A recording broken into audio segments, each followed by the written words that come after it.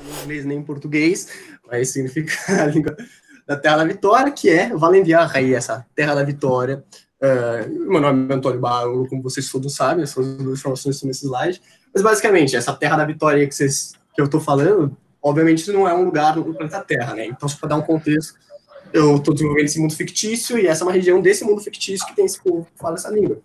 Então, o meu objetivo, essa Conlang aí, é realmente fazer uma língua naturalística, então tentar desenvolver a evolução dessa língua de uma forma que faz sentido, mesmo que não seja no mundo real, mas no mundo fictício que seja plausível. Então, vamos dar um pouco de contexto. Primeira coisa que as pessoas perguntam quando eu falo que eu fiz uma língua é, mano, por que você construiu uma língua? E faz muito sentido as pessoas perguntarem isso, porque eu não sei porque eu fiz isso, tá ligado? Eu acho divertido. Mas eu fui olhar, tipo, nos cadernos antigos de quando eu era criança, e eu sempre tentei meio que fazer, assim, desde que eu tinha, sei lá, era muito pequeno, eu não fazia ideia de como fazer uma língua, nem por onde começar, mas às vezes eu fazia, tipo, um símbolo, sabe, fazer um alfabeto, Sim. Tá bom, enfim. E daí, tipo, no sétimo ano, na aula de gramática, pelo menos pra mim, assim, você começa a ver, tipo, análise sintática, essas coisas. E aí eu fui começando a entender um pouco mais como é que funcionava, tipo, as frases e tal, no português. E eu queria aplicar, tipo, esse conhecimento criativamente, só em outro contexto. Então eu tava tentando aplicar essas regras, mudá-las um pouquinho, para uma língua própria. E eu comecei a fazer uma coisa que fazia sentido, que era o idioma brasileiro, assim. Eu chamei de brasileiro, meio na piada, assim, e eu ainda não sabia muito bem o que fazer com ele. Então, às vezes, eram algumas gírias que eu tinha entre os amigos, tipo, mesmo em português, só que, tipo, com outro significado. Às vezes, tinha gramática própria. Às vezes, eu emprestava palavra do japonês, do inglês, do grego, sabe? Então, não tinha muito um foco. Mas aí eu tava tendo muita inspiração midiática, assim, de, sei lá, além de Senhor dos Anéis, essas coisas, eu tava ouvindo muito metal sinfônico, que tem umas bandas que faz umas sagas de fantasia, assim, muito épica, em outros mundos, e eu tava querendo fazer essas coisas aí nessa época. Isso que me inspirou a ter esse universo, assim, e eu queria fazer com que essa língua fosse falada nesse mundo. Aí eu comecei a desenvolver um pouco mais, foi me interessando por esse world building, né, e por linguística, eu comecei a entender um pouco melhor, e a língua foi começando a fazer mais sentido. Hoje em dia, esse brasileiro é o Dresselai, que é uma língua originária, tipo, é uma proto-língua do Valenviart Venoge. E a esse ponto eu consegui desenvolver o Valenviart de um jeito que ele está meio completo, funcional, graças à minha iniciação científica, que foi mais uma iniciação artística que eu fiz na escola, que foi fazer músicas folclóricas do povo, desse povo aí, cantada na língua que eles falam. Essa imagem aí no fundo, inclusive, é a capa que eu desenhei. Então, basicamente, só para dar um contexto desse mundo aqui, Erdain é esse continente aqui, nesse mapa, e basicamente tinha um povo aqui que morava nesses mares centrais, assim, eu não sei se vocês veem meu mouse, mas vocês estão vendo esses mares aqui, mares internos, e eles migraram para o noroeste, que na verdade está para o sudeste, está para baixo, o mapa está virado, porque eu acho que sim, e eles entraram em contato com outro povo lá que já morava nessa península aqui lá embaixo, que falavam outra língua. E daí, no contato entre esses dois, surgiu um novo povo que ficou lá um tempo e tem influência dessas duas línguas antigas, que hoje em dia dá origem a essa península aqui de Valenviar. Essa região aí tem um clima temperado, com florestas, altas colinas, só para você conseguir imaginar assim, a região. E um pouco da cultura deles, eles valorizam principalmente a ideia da vitória, até pelo nome, né? A Terra da Vitória é uma ideia que eles valorizam bastante. Eles têm muito essa questão de rejeitar formalidades, então, mano, eles tratam todo mundo informalmente, eles não têm essa ideia de respeito a uma autoridade, todo mundo meio que não liga para isso, apesar de ter ideias de autoridades, elas não têm que ser tratadas com mais respeito de todas as outras pessoas. E também tem um outro paradoxo interessante, que é que eles são, ao mesmo tempo, muito aventureiros, mas muito ufanistas. Então, eles têm bastante orgulho da identidade deles e do próprio território, mas, ao mesmo tempo, eles gostam de explorar novas terras e conhecer novas culturas e entrar em contato com novas experiências, assim. Então, é bem interessante como isso reflete no vocabulário e na gramática deles, assim. Então, alguns exemplos de palavra. Tem essa aí, Valderen, que tem numa das músicas, e não dá muito para traduzir, assim, aqui está em inglês, inclusive, o significado para o Nick, mas seria o conceito de uma beleza que só não é totalmente bela porque ela ainda não pertence ao falante. Mas quando você fala isso, você já está inferindo que, eventualmente, essa coisa que tem essa beleza vai pertencer ao falante e ela vai atingir essa beleza óptima. Então, é um conceito bem, bem complexo, mas ele é traduzido uma palavra só para eles. Na Nessa música eles falam dessas paisagens de outras terras, né, que são valderos, assim, tem essa característica. E uma outra ideia seria esse glome, assim, que seria tipo um palavrão, uma gíria para tipo idiota, assim, boboca, e que vem da outra língua, do Old West Tongue, que é a língua que falava nessa região antigamente. Glo, que era o nome de uma pedra, na verdade, só tipo barro que tem na mata ciliar dessas regiões, que se você aplicar pressão, ela se amolece, assim. E isso virou tipo meio que uma gíria que eles usam, até você pode falar com o rei, se você tá meio de sacanagem com ele, você pode chamar ele assim, tá ligado? E isso também reflete, assim, a região, né? Aqui são, tipo, outras palavras que você consegue perceber a influência mais física mesmo. Nem El Renara, que eu adoro, tipo, esse conceito, assim, seria o abraço do sol, assim, quando você tá batendo o sol em você, você sente aquele aquecimento, assim, porque tem um contexto aqui que eu vou falar com esse sol aqui. Tem dois sóis nesse planeta, num sistema binário distante, então tem duas estrelas que estão orbitando entre um ponto de massa e em uma dessas estrelas está o planeta orbitando. Então, essa segunda estrela que está mais distante, ela aparece às vezes no céu, dependendo da época do ano, e ela cria novas duas estações. Então, tem 6 estações no total do ano, assim, fica bem complexo. E esse Gala aqui, ele seria esse outro Sol. E eles ganham uma característica simbólica, assim, quando vem essa nova estação. Assim como a gente tem, ó, o outono é o fim das épocas boas e de mudança, essa nova estação que muda inclusive a cor das árvores, uma questão louca aí, tem a ideia de intervenção, assim, inclusive o verbo relacionado a esse sol de Gal é intervir, mudar os estados do lugar ou do contexto. Enfim, vamos entrar um pouco aqui mais na gramática geral, assim, só para vocês terem uma ideia. Os sons de Valendiarten estão em verde aí, são m, n, p, b, t, d, k, g, f, v, f, v, sa, z, r. Os que estão em parênteses aqui, eu não vou falar. R, r, gr, la, ra, ra. E é isso. E o br, que eu não gosto desse br, mas tem até hoje, tá muito tarde para mudar para mim. E os outros são alofônicos aqui, depende da situação. E as vogais são I, U, U, E, O, E, O e E. Então, tem bastante vogais, tem 12. E não tem tantos consoantes assim. A ideia mais interessante, você consegue perceber a característica na fonotática. Então, é CCC, VCCC. Então, uma sílaba pode ter até 3 consoantes antes, 3 consoantes depois da vogal principal. E o volume da sílaba, assim, ao longo da sílaba, geralmente tem essa característica serrilhada. Assim. Um exemplo é esse dragen, que significa garra. Você pode perceber que o volume aumenta, depois ele abaixa bruscamente e sobe um pouco. Isso dá um som bem rígido, assim, para a fala. Aqui seria como eu represento ortograficamente esses sons, mas eu acho que ficou muito confuso esse jeito que eu escrevi. Bom, enfim, um pouco de morfologia aqui. É uma língua fortemente nominal, então quase todas as palavras elas vêm de substantivos. Todos os verbos, na verdade, quase todos os verbos são substantivos que são verbalizados, assim como os adjetivos. Os adjetivos são com um sufixo, mas o verbo tem uma questão interessante que ele muda a sílaba tônica, assim como a gente vê no francês ou até no português, né? A gente fala, sei lá, mata, matar. A gente tem esse R, mas na verdade a gente nem fala tanto, e foi isso que me inspirou na época. Você só muda a sílaba tônica. Então, quando se transforma um substantivo numa oxítona, ele vira um verbo. Então, nem sempre você precisa ser certinho com essa sílaba tônica, às vezes é só com sua entonação assim, mais marcada, você consegue indicar. E o legal disso é que você pode pegar umas palavras que não fazem sentido ser verbo, tipo cadeira, e cadeirar, tá ligado? E o significado é bem amplo, mas você pode usar. Dependendo do contexto, as pessoas vão entender.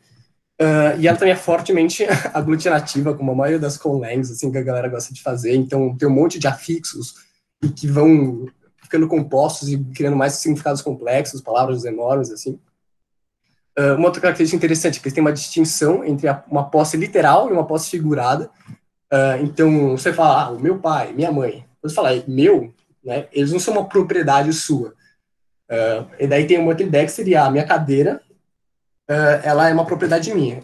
Ou pode ser a minha cadeira como uma cadeira relacionada a mim, que eu estou sentando num banco num lugar público, mas ela não pertence a mim. Então tem essa distinção entre uma propriedade sua ou uma coisa que só está relacionada a você na hora. Assim.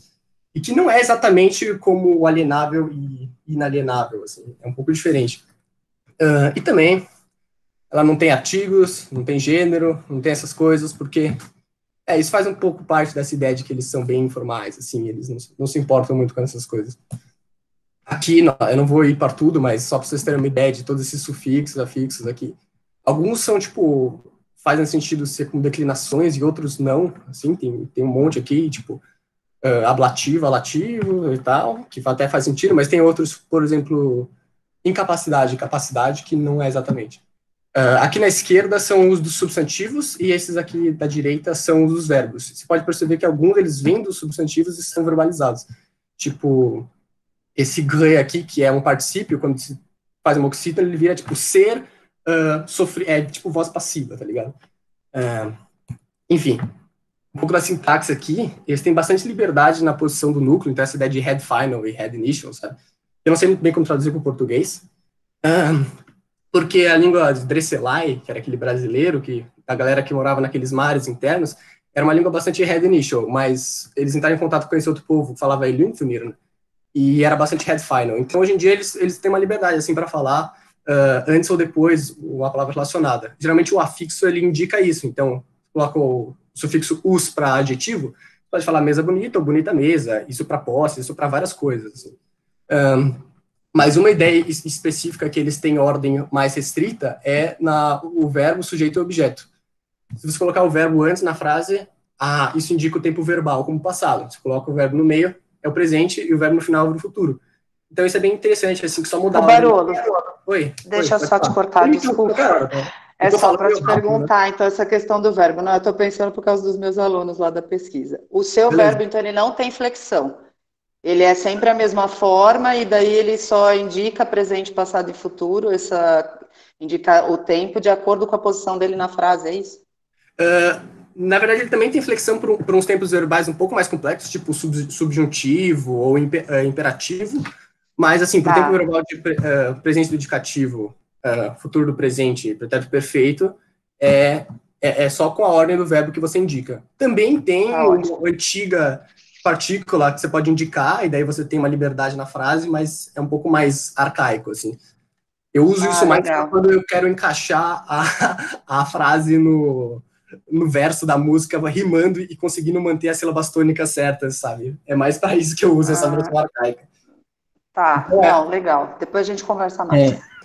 Eu não sei se tem isso aqui em língua real, mas eu acho interessante e eu acho plausível. Bom, enfim, os pronomes eu vou pular por isso aqui, porque não importa tanto. Os numerais, base 12, porque eu fiz assim, hoje em dia eu não acho uma ideia tão legal, eu faria uma base 10 ou 8, mas toda Conlang gosta de fazer base 12. E as casas, tipo, maiores, elas vêm por último, as casas menores vêm antes. Então, se eu for colocar 12, você coloca 2, 1, entendeu? E esses são os algarismos aqui, você só justapõe eles, é bem simples. Interessante é que você usa, sei lá, o sufixo de us, de adjetivo, para indicar que é um ordinal, o de genitivo para denominador, então de fração, o or, que é de causativo, você vira para multiplicar, assim, tipo sexto, e o mu, que é de negação, para números negativos. Isso é bem simples. Assim. E um pouco da escrita aqui, só para legal no final. Dá para perceber que, tipo, faria sentido eles falarem um alfabeto, eles têm bastante vogal e em relação a consoantes, e a fonotática deles é bem mais complexa, assim, bem livre.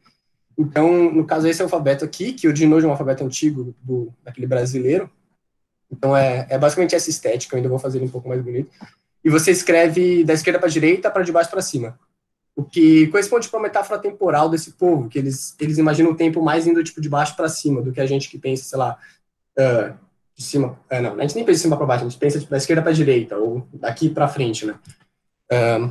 Eu não vou entrar em detalhes, porque eu estou pouco tempo. E eu só vou dar um exemplo aqui um pouco de umas frases aqui, escritas com essa língua aqui. Esses são os primeiros 2 versos de uma das músicas, que significa: eu vi no amanhecer de hoje que me aventurarei para longe, que significa, quer dizer, que fala o Yelv en ladrolen valar hat ureflus naeleful. E aqui só um contexto aqui, sou eu, aqui no canto tem o desenho da plaquinha da OBL do ano passado, tem escrito meu nome aqui nessa língua, tem a bandeira, tem esse desenho e tal. É um pouco disso que eu queria falar, e aqui os links, se vocês quiserem dar uma olhada, tem a gramática, todo o documento com detalhe, o dicionário que está em inglês. E as Sim, por músicas, favor, todo mundo vai gostar de ver esses links. vai ser da hora, se vocês quiserem escutar as músicas, alguns já escutaram aí. E também Eu tem já, é muito boa. o meu mundo fictício aqui, tem os detalhes mais específicos do mundo.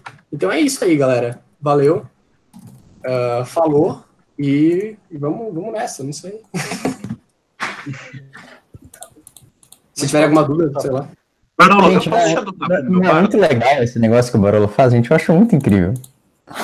Não, eu achei muito incrível, incrível a sensacional. forma, Barolo. Eu vou, quando eu for aplicar a pesquisa agora do doutorado, acho que eu vou te chamar para vir dar uma palestra para os alunos, porque a ideia deles é de criar um contexto e às vezes eles ficam. É muito difícil de você explicar, mas o seu é muito legal como você pensou no mundo todo, no que você tem que fazer, e daí você basear a língua, tudo nesse seu contexto. Foi bem interessante. Eu ia perguntar uma outra coisa que eu esqueci, depois quando eu lembrar, eu mando para você. Barolo. Oi. Quando você mostrou o trecho da primeira frase da música, tinha uma palavra que estava começando, em romanização, estava começando com maiúsculo. Isso. O que significa? Isso aqui é só para deixar mais fácil pra gente que não fala a língua, né? Porque eles não usam a versão latim, mas aprende cá os verbos, no caso. É bem o contrário do alemão, né? Que deixa maiúsculos substantivos. Aqui, no caso, eles deixam maiúsculos verbos. Mais por isso mesmo. Nossa, legal. Eu lembro que você tinha falado que ia checar o Ra desde aquela época. Você lembra? Desde aquela época, eu já tinha feito, eu tava fazendo isso. Eu não gostava desse pá, que não faz sentido. Acho que Não, peraí, eu tenho uma uma cara de pergunta. confuso. Ô, Barolo, só de curiosidade, o que você faz atualmente mesmo? De, tipo, faculdade, assim? Não sei, na vida, mas pode ser. Não, em faculdade, eu tô fazendo, tipo, sistema de informação, assim, tô fazendo de coisa de programação, que não tem nada a ver. Mas, assim, não representa o que eu faço realmente no meu tempo, assim. Quando eu tô no tempo livre, eu adoro desenvolver esse mundo, fazer música, essas coisas, desenhar. Não, mas eu quero saber, assim, você quer levar isso, tipo... Tá. Onde você quer, assim, só uma curiosidade mesmo. Sim. Mano, eu não sei o que isso vai dar, mas isso aqui eu já tô com um projeto de vida, tá ligado? Eu quero fazer isso pro resto da vida, porque é muito da hora. Não sei se esse mesmo mundo, mas é uma coisa que você consegue detalhar infinitamente. E eu continuo me divertindo com isso até hoje, então eu sei que eu vou me divertir pra sempre. Beleza. Ô, Barolo. Oi. Como é que a ideia vem pra você? Ou melhor, como é que você começou a criar isso? Tipo, por onde? Não como, tipo... Mas qual foi a primeira coisa que você implementou ou algo desse tipo? Então, para a língua em si, eu fui fazendo as coisas que eu estava vendo na aula de português, então, tipo, eu coloquei uns sufixos para tempo verbal, ou eu coloquei, sabe, tipo, uma partícula para indicar a posse. Eu fiz essas coisas bem gerais, assim, e eu fui adicionando e fui percebendo o que estava faltando e fui colocando. Para o mundo, eu comecei desenhando vários mapas diferentes, eu fui começando a imaginar, e era bem inconsistente. Depois eu fui ganhando consistência, depois que eu fui tendo uma ideia mais clara, juntando ideias ao longo do tempo. Entendi. Bruno, para essa língua que você fez, você começou a fazer, você fez ela a partir de um desenvolvimento histórico, ou você tipo construiu a língua do jeito que ela está agora? Ela tem um desenvolvimento histórico, mas ele não é tão bom quanto eu gostaria de ser, porque como ela começou com uma língua mais antiga que eu ainda não tinha feito tão bem, tem umas mudanças fonéticas, ela vai mudando o significado, todas as palavras têm etimologia, assim, você consegue ver, tem umas etimologias bem interessantes, mas depois eu fui percebendo que as mudanças fonéticas seguem umas regras que eu não estava aplicando, né? E eu faria diferente hoje em dia, faria tipo, muda, sei lá, os explosivos viram fricativos, sabe, essas coisas. Não é bem assim, é um pouco mais irregular. Mas tem sim. Ela é Barolo, você começou fazendo um mundo e depois você resolveu fazer uma língua nesse mundo, ou você começou fazendo uma língua e resolveu fazer um mundo para basear a língua? Então, é meio Tolkien isso, né, de tipo, ele falar, eu fiz a língua e depois eu percebi que eu precisava de um mundo. Mas agora, eu percebi que eu queria ter um mundo um pouco mais detalhado para conseguir fazer a língua ficar mais coerente. Então agora eu dei uma pausa nessa língua e eu tô focando mais em desenvolver o mundo para depois eu conseguir voltar para ela e me sentir mais mais confortável. Mas então você diria que, tipo, o mundo meio que pertence à língua e não ao contrário, né? Tipo, o seu foco é a língua. O meu foco era a língua no começo, mas depois eu comecei a perceber que eu precisava detalhar mais o mundo, e agora eu tô querendo focar no mundo como a base e a língua subordinada a ele. Entendi. Só falando do meu trabalho, Thiago, complementando isso, eu acho que pensar no contexto é interessante para você partir para o que você quer da língua, né? Então, primeiro, acho que você tem que pensar nesse contexto, é o que o Barolo está falando, pensar agora talvez melhor no mundo para daí ver o que vai adicionando ou, sei lá, cortando da língua, né? Barolo. Oi. Você tem literatura na sua língua, além dos poemas das músicas?